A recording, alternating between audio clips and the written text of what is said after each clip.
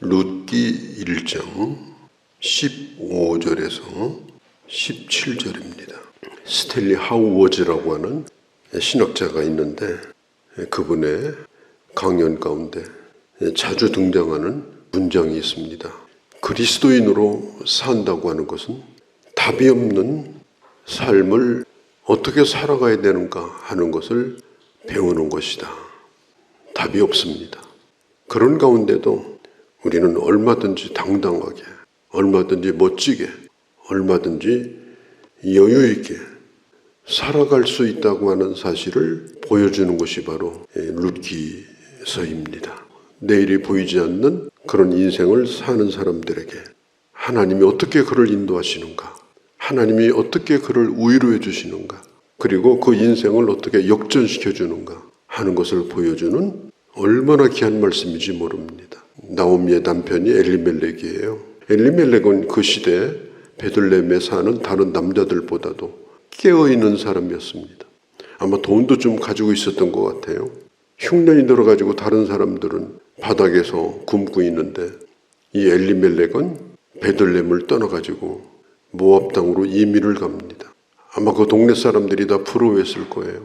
누구는 남편 잘 만나서 이민도 가고, 누구는 아버지 잘 만나서 모압에 가서 평안하게 생활하고 공부도 하고 참 좋겠다.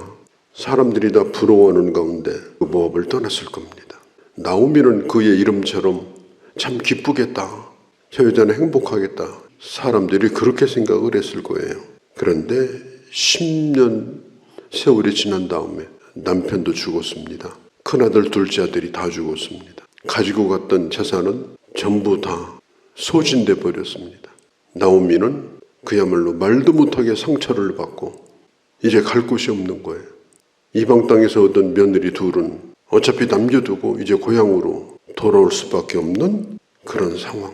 꿈을 가지고 출발했던 이민 생활이 이제는 실패해가지고 역이민을 할 수밖에 없는 그런 상황. 그게 바로 일정의 상황입니다. 15절에 보면 나오미는 두 며느리에게 마지막으로 부탁합니다. 나를 따라오지 말고 돌아가라. 너의 친정으로 돌아가라. 그게 15절입니다.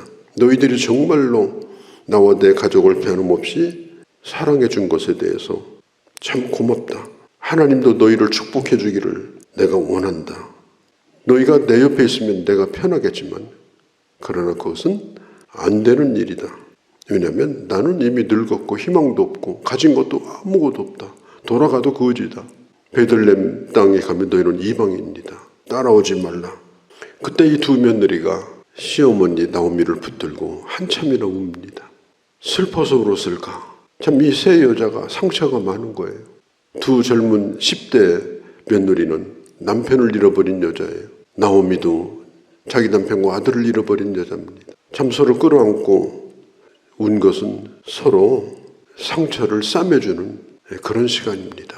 서로 힘들지만 이제 그런 시간을 보내고 나오미가 혼자 출발하려고 하는데 그때 룻이 자기 시어머니를 따르겠다고 뜻을 굽히지 않습니다. 만일 나오미 혼자 베들레헴 땅에 돌아왔다면 결코 이 룻기서는 기록되지 않았을 겁니다. 기록될 필요도 없고 기록될 내용도 없어요. 그런데 룻이 따라온 거예요. 이게 중요한 겁니다. 왜 따라왔을까? 룻이 얘기합니다. 어머니의 하나님이 나의 하나님이 되었기 때문에 저는 어머니를 따르겠습니다. 만일 룻이 시어머니를 보내고 그 땅에 남는다면 이 모압 땅에는 그모스라고 하는 우상이 있어요. 어차피 그걸 섬겨야 돼요. 조상 때부터 섬기던 거니까. 끔찍한 일입니다. 그래서 룻은 우상을 버리고 참신인 하나님을 섬기겠다고. 아무도 모르는 땅, 나이 먹은 시어머니 의지할 것도 없는 거예요. 돌아가 봐야 공양을 해야 되는 그런 상황에 있는 시어머니를 따르겠다고 놓지를 않습니다. 마태복음 13장에 보면 보아와 값진 진주 비유가 나와요. 어떤 사람이 밭에서, 남의 밭에서 보아가 가득한 단지를 발견했어요. 그 밭을 샀습니다. 밭이 농사가 잘 돼서 산 게 아니에요. 보아 때문에 그 밭을 산 겁니다. 우리가 주님을 붙든다고 하는 것은 그 정도의 가치가 있는 것입니다. 내가 주님을 따라서 뭐 이것도 좋고 저것도 좋고 그리고 뭐 세상도 즐기고 그런 게 아닙니다. 모든 걸 포기할 만큼 귀중한 것을 선택하는 것이 주님을 따르는 겁니다. 나오미는 남편과 아들을 잃었지만 이방 여자인 룻을 구원했습니다. 이게 참 중요합니다. 우리가 남편을 구원하고 아내를 구원하고 또 어머니가 며느리를 구원하고 이것은 말로 되는 게 아니에요. 많은 어려움을 겪는 속에서 하나님의 사람으로 어떻게 사는가를 보여줄 때 이게 가능합니다. 하나님의 사람은 어떻게 다른가 그걸 보여줄 때 하나님을 전혀 모르던 사람도 결국은 감동을 받고 나도 시어머니를 따르겠다 그런 룻과 같은 결정을 하게 되는 것입니다. 우리가 다음 세대를 걱정합니다. 우리 생활도 마찬가지고 신앙도 마찬가지예요. 요즘은 다음 세대가 참 어렵습니다.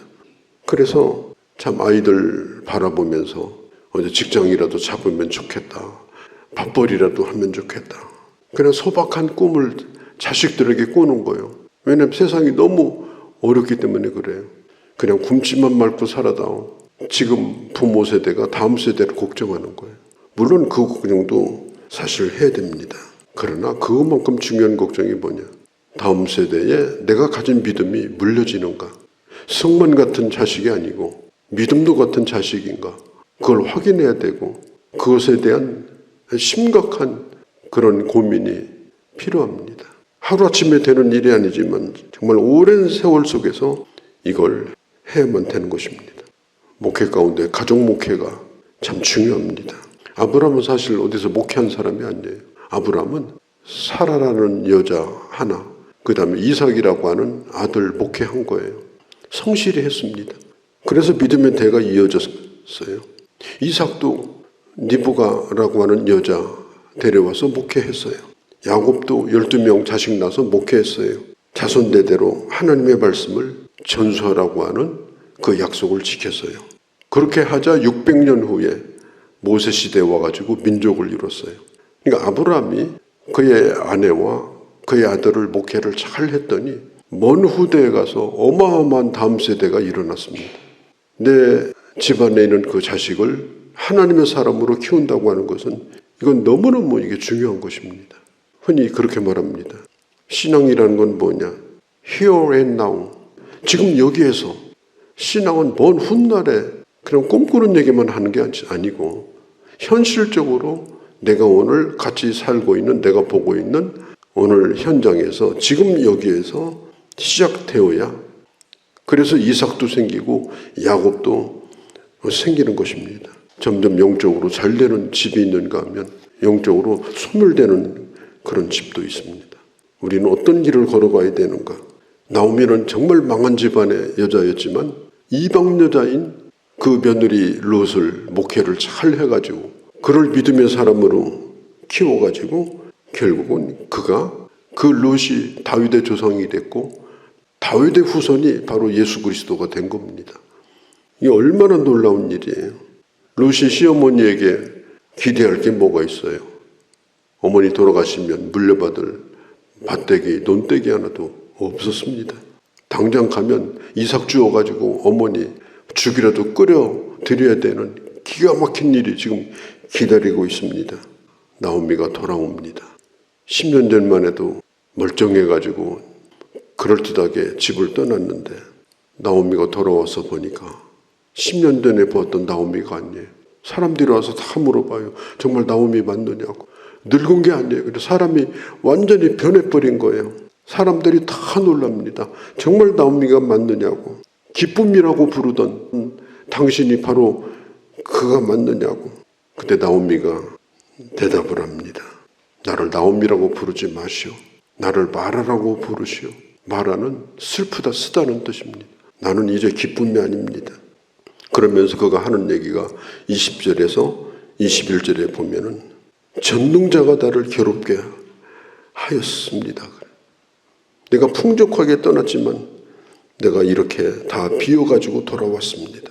여호와가 나를 징벌하셨고 전능자가 나를 괴롭게 하셨거늘 어찌 21절에 나를 나오미라고 부릅니까?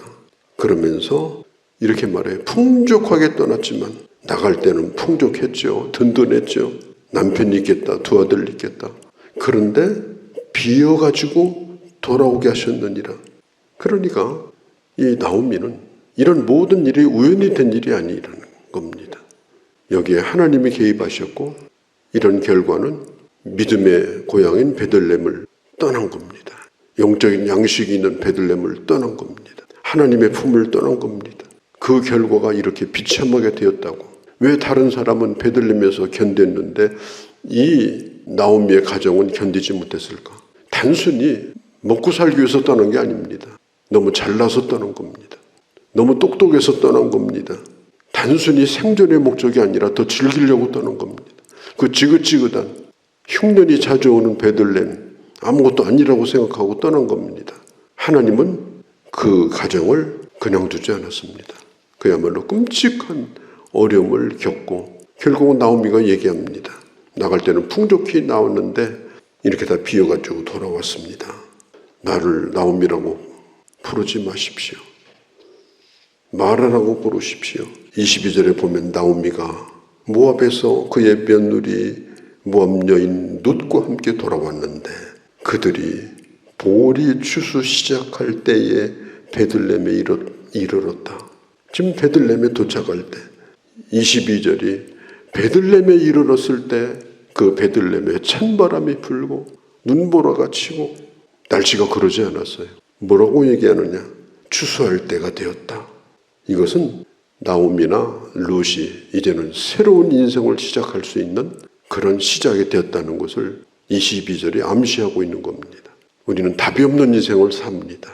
오늘도 답이 없고 내일도 답이 없습니다. 다만 살아갈 뿐입니다. 그러면 이런 인생을 어떻게 사느냐? 이걸 가르쳐주는 것이 바로 이게 룻기서입니다. 정신을 아주 바짝 기울여가지고 이 말씀을 우리가 깊이 묵상하게 될 때 하나님께서 내게 뭘 원하시고 어떤 길을 가기를 원하시는가? 그걸 우리에게 가르쳐 주시고 또 주님이 결국 예비하신 것이 무엇인가를 믿음의 눈으로 바라볼 수 있는 그런 지혜도 생깁니다.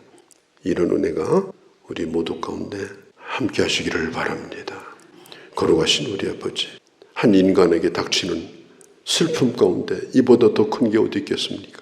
내 이름을 더 이상 부르지 말라고 슬퍼할 수밖에 없는 그런 한 여인이 추수하는 그 시기에 때를 맞춰 돌아오게 하시고 이제는 이삭도 죽게 하시고 비록 죽을 끓여 먹더라도 배고픔을 면하게 하시며 어둠 속에서 밝은 빛으로 인도하시는 이 하나님의 역사를 이제 저희가 보고자 합니다.